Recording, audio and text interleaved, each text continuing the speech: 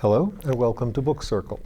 This is Marjorie Burke and I'm Earl Weinberg, and we are here to talk about her book, Melting Ice, Shifting Sand. And can you briefly describe the subject of the book? I certainly will. It's a dual memoir. It's told in both my voice and my husband's voice, Donald, dealing with the first 6 years of his Alzheimer's disease. Oh. And it started out not necessarily as a book project, but I asked him one day what it was like for him to be dealing with Alzheimer's. Mm-hmm. And he told me it's like standing on melting ice. I'm unsteady. And I thought, that's a great way to describe what's happening. And is the shifting sand how it was like for you? For me, because I was... Because the condition keeps changing. Every day was different. Every day, even hour to hour at times, as the disease progressed, it became a new normal all the time. Right. Would you mind reading the blurb on the book? The blurb on the book. Or as much of it as you would like on the back there. Okay. This is written by the program director at the facility that he lived in. Melting Ice, Shifting Sand is a love story written in two voices. It's the story of finding meaning and balance and finding a way back to each other in a constantly shifting world. It should be required reading for anyone who's caring for, living with, and loving someone who has dementia. Thank you. And this is a brave and inspiring story. Well, thank you very much. And how is the book organized? Is it like a journal day by day, or do you light on a topic and follow it for a while and then shift to another topic, or how do you do it? It's a little bit of both. Okay. Based on that first day I asked him what it was like, I got out my computer and started writing down, and then I would ask him questions, and he would tell me how he was feeling about things. And it just sort of went from one thing to the other. So it's basically told in real time as things were happening. I see. How long after his diagnosis was it before you began the book? About 3 years into the disease. Okay. So this book took me 3 years to write, but it was the first 6 years of his disease. Yeah. I see. Can you, other than the phrase "melting ice," what was it like for him? What were the first things? Well, one day he woke up from a nap, and this was sort of how it was every day. But I asked him that day, what was wrong? What could I do to help? What's going on? How are you feeling? Because he was sweaty, he was disoriented, and he said, I'm trying to get the blocks in order. He's a retired building contractor and had his own business. So much of his way of talking about how he felt was centered around his construction, because those were the memories and the knowledge that was deeply embedded in those long-term memories that he had. And for you, the shifting sand, you said it was different every day? Different every day, because I never knew what to expect. And did you wake up in the morning and steel yourself, or I can't imagine really what else one could do. Right, because I never knew what to expect. Even night times were different. He went through a period of thinking there was a squirrel in the bed while in the middle of the night, 2 or 3 o'clock in the morning, and he's fighting the squirrel, and I was the squirrel that ended up on the floor more than once until I had to move across the hall to another room. I see, okay. Which meant I didn't always get a good night's sleep, because one ear was sort of always alert to is he up wandering around. Right, yes, wander. That we often hear about the wandering as a problem. Okay, you mentioned that you got your computer out and you started to write it down, and it's in many ways like a journal. Yeah. Did you develop a system for writing up the book, or did you just did it have to be as catch can? It was sort of, for a while, just catch as catch can. But along the way, I realized after listening to doctors and other people that were involved as helping people as caregivers, that I needed help. Well, what did I need? I didn't know. But I figured out what would help me a lot was to have an aide come one day a week to free me up so I could go and do whatever I wanted. Respite care. Yes, and it happened to be Mondays. And my name is Marjorie, so I called it Marjorie's Monday. Oh, I see. And I would go off and do whatever I needed for myself to restore. Right. And I made a point of not doing grocery shopping or doctor's appointments or, the blah, blah, blah, everything I had to do. Right. I would do what was fun for me. Right. Not what you had to do, what you wanted to What do. I wanted to do to restore myself. It might be to go and sit beside a lake or a river and watch the water. I see. Or go up into Hopkinton to Gould Hill and sit and look at the mountains. And Then I got into a pattern, which I still continue today, of going to a cafe in Concord and sitting and writing. Oh, okay. So some of the notes that I would take as I would ask him and reflect on his answers, I would then flesh out. I see. So there was a bit of a system that developed. It was, yeah. Okay. And people ask me, how could you write 3 books? I've got 2 more, Yes. other than this one, and I care for him at the same time. And I tell people it was very therapeutic for me. Right. It got me to really understand my own feelings and how it was affecting me, but it also brought us much closer together. We'd always had a great, strong, close marriage, but because he would answer me with things that were so deep inside of him.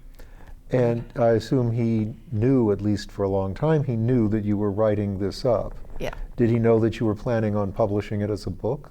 I think towards the end of the first book, yes. Okay.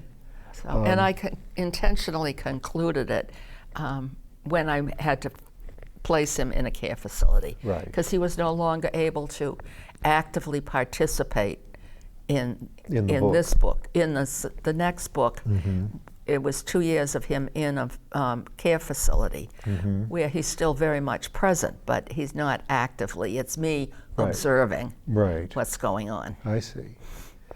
Okay, now you've mentioned and underlined that it's very important for caregivers to take care of themselves. Right. Is there anything else that you would really like people to know about situations like this, which are quite common? Yes, sadly. Yes. And as our population ages, Yes. we have more and more people that are going to come down with Alzheimer's. And to date, there is no cure. Right. And there is no vaccine to prevent it. Right. So, caregivers know when they've got to know me that I'm a real nag about taking care of themselves.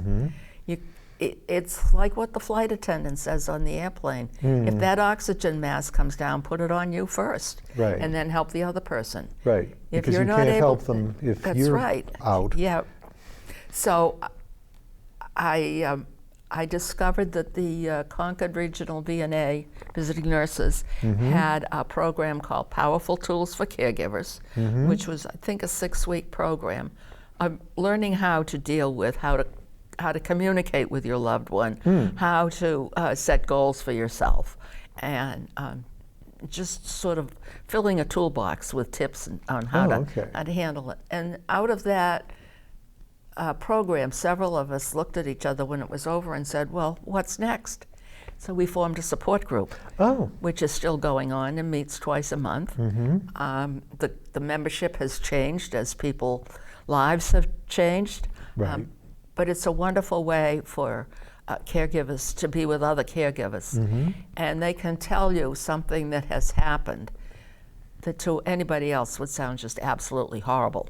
But if you've been through something like that, It becomes funny. You can Right, laugh. yes. Because you've been there yourself. Yes. So, Oh, one of those. yeah, I know. Like being kicked out of bed because he thought I was a The squirrel. Or when he started having hallucinations and seeing people that weren't there. How do I handle that? Well, he could say, oh, there's a choir in the room, come and listen to them. Well, what are they singing? Well, just come and listen.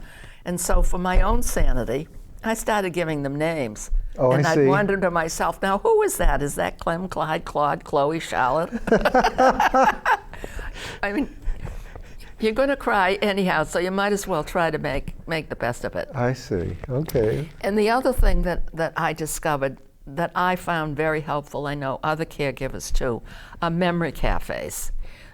And there's one at Currier Museum in Manchester that meets once a month, where people come and with their loved one, and there's a little time for fellowship and snacks, and then the facilitator puts pictures up on a screen and asks the participants, what's going on? What do you think's happening in this painting? Why are they dressed like that? And it's amazing what an Alzheimer's person can see in a picture. And then they go into the gallery and we look at the real thing. And this helps bring them into focus for a bit? Absolutely. The arts are the last senses we lose. So the art is, whether it's looking at paintings or hearing poetry or going to ballet or music. Music is vital for people with memory issues. I've heard that. But the one day at the Currier, the focus was on buildings and architecture. The first picture up on the screen was the Colosseum in Rome. My husband, the contractor, looked at it and said, that won't pass OSHA. So you see, it wouldn't. It would. You can see how different things like that stimulate memories of people. Yes. And then there's another memory cafe. Well, there's a couple now that the visiting nurses offer in the Concord area. Again, where you come together for fellowship and food.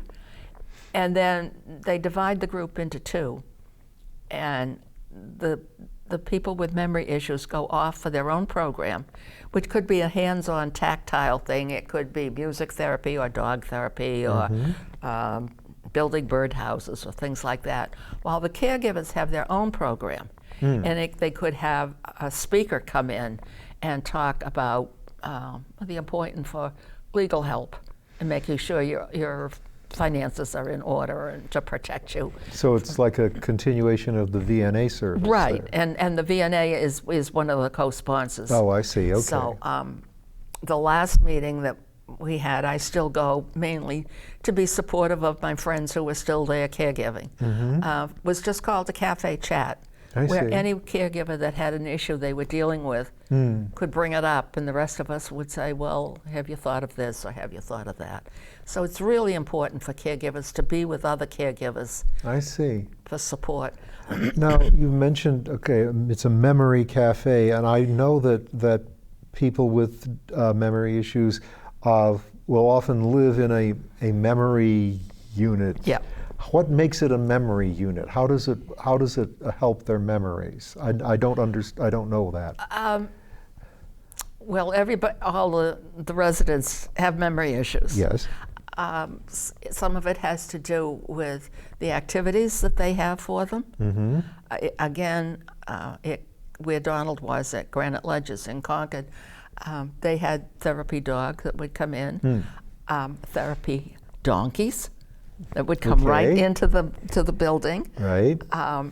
They would have different music programs. People would come with a guitar or play the piano, and then they play trivia games that they had on the programs on the TV.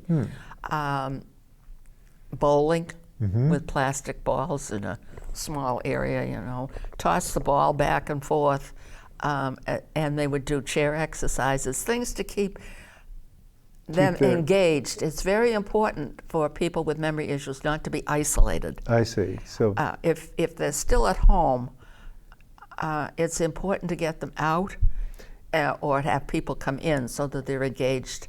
It sounds like what we're trying to avoid is having them just zone out and do nothing really in particular. Exactly. Okay. It's important for them. I must admit my mind is still stuck on the therapy donkeys. They're very well behaved. I'm sure they are. It's just the surprise factor. Yeah.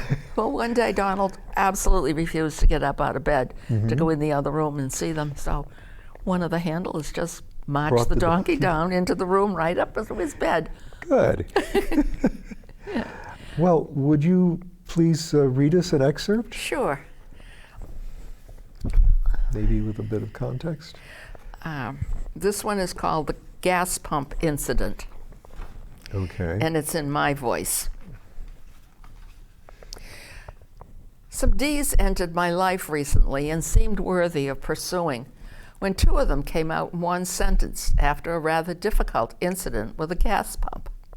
We had, we had stopped to fill the car with gas after doing errands en route to a memory cafe. Now, pumping gas is as routine an activity for Donald as is pounding a hammer, because he worked in the gas station as a teenager. However, reading and understanding the commands on the self-serve pumps of today has become increasingly difficult for him. This particular day was already fraught with increased confusion and forgetfulness, and I should have been more alert to what was happening. But my always be vigilant filter had gone off for a short break. Then I happened to look in the side mirror and see Donald insert his Lowe's credit card into the pump instead of his regular credit card. It stuck and wouldn't come out. So I suggested he go into the store and ask the clerk to come with pliers or something that we could use to remove the credit card. Donald returned to the car in total confusion, saying he couldn't find his credit card. For sure, it was not in his wallet. But he was stuck there, still holding his wallet, saying, "I can't find my credit card." Finally, the clerk came out and cleared the machine so we could use my credit card and fill the car with gas. By the time that was done, with me performing all the preliminary tasks and Donald pumping, we were both in a state of frustration. I knew that I would have to call the credit card company as soon as we got home to cancel the card and order a new one, probably the third new one within the past 6 months, and hope that no fraudulent charges had made to his old card in the meantime. We arrived at the memory cafe, both still frustrated, although in reality Donald had blessedly pretty much forgotten the episode. When asked by the staff how I was, I said we had just had a frustrating time and I hadn't yet decompressed from it, which I needed to do. Or maybe I just needed to decompose. While everyone gave a little laugh, the situation was real to me and needed some reflection. Why had I chosen to throw the word decompose into the sentence? Did I feel that to decompress wasn't going to be sufficient? Did I really need to decompose, break apart, disintegrate, as in a compost pile? The best I was able to come up with was that I was acknowledging my feelings, that it had been an especially trying time, which I could have handled better. I felt like I was breaking apart and simply wanted to disappear in the compost heap and return as something new and different. Being able to verbalize feelings had not been an easy thing for me, because when I was growing up, I was just supposed to swallow all those feelings or grit my teeth and manage a smile. None of them a very healthy way to deal with real feelings. So a couple of new normals have entered the playing field. Donald can no longer handle the preliminary gas procedures, and I'm doing better at acknowledging feelings in the moment rather than letting them fester inside of me until there is a buildup of unacknowledged emotion and a subsequent blowout. Later, I did some mental detective work to see if I could unravel the gas pump problems. In his teen years, when he worked at a gas station, long before there were credit cards and digital pumps, Donald's moves were automatic. Open the gas tank flap, unscrew the cap, remove the nozzle from the pump, put it in the tank and fill it up. Take the money from the customer, make change if necessary, and wish the customer well. So in order to use a current self-serve pump, he can do tasks 1 and 2 without thinking. They're hardwired into that part of his brain where long-term memories are stored. But from there on, he can't remember that he needs to read and follow directions that are not hardwired. So we have a new procedure now that still allows him to pump the gas. He does steps 1 and 2, and I take over when the pump screen says, put nozzle in the tank. And we hadn't had any more problems after that with him with the gas pump. And there were no charges made to his credit card. Oh, well, that's Thank good. I was goodness. going to ask, how long did he keep that credit card? Yeah. Would you, do you have something in his voice? That I you- do. Okay. This one is called Scrambled Scrabble. So this is Donald This is himself Donald talking himself.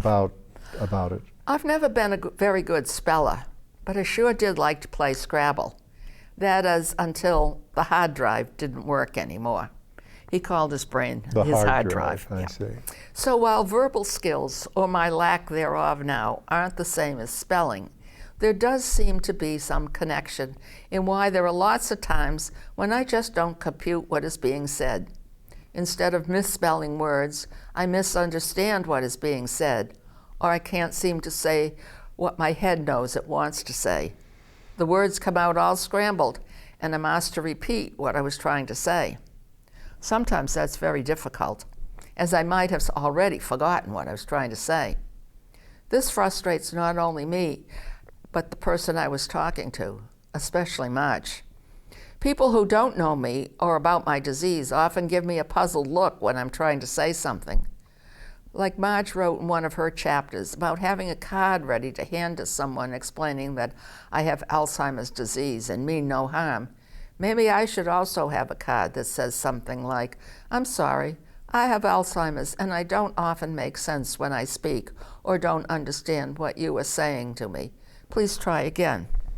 Like Marge, though, I haven't reached that point yet.